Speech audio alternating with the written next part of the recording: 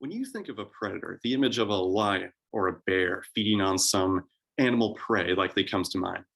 But in addition to predators influencing prey directly, they can also influence prey indirectly, really just by being present in the same habitat as prey. And we can call these the fear effects on prey, such as reductions in prey foraging behavior or reproductive activity.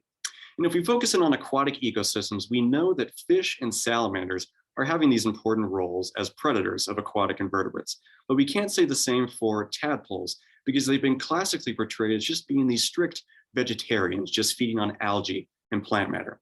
However, these tadpoles are likely having important roles as predators in feeding on aquatic invertebrates and having these indirect effects on them as predators. And it's important that we investigate whatever predatory effects these tadpoles are having on these invertebrates because amphibians, including tadpoles, of course, are a critically threatened group worldwide, and they're having these important ecological roles, such as in helping to control disease vectors like mosquitoes. So the goal of my study was to determine, are these wood frog tadpoles specifically having consumptive or direct and non-consumptive or indirect predatory effects on aquatic invertebrate communities. To do this, I sampled wood frog tadpoles from 11 ponds in the Daniel Boone National Forest to determine how frequently are these wood frog tadpoles feeding on these invertebrates.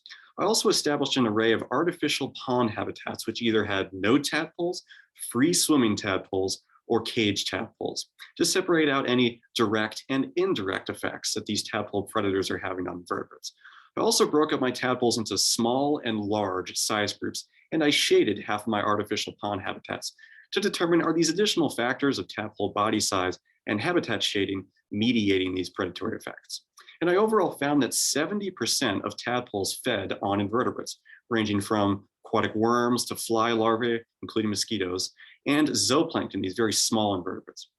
And I found that although tadpoles didn't reduce the abundance of these large invertebrates, there were significantly fewer of these small invertebrates, these zooplankton, in these artificial ponds that contained tadpoles.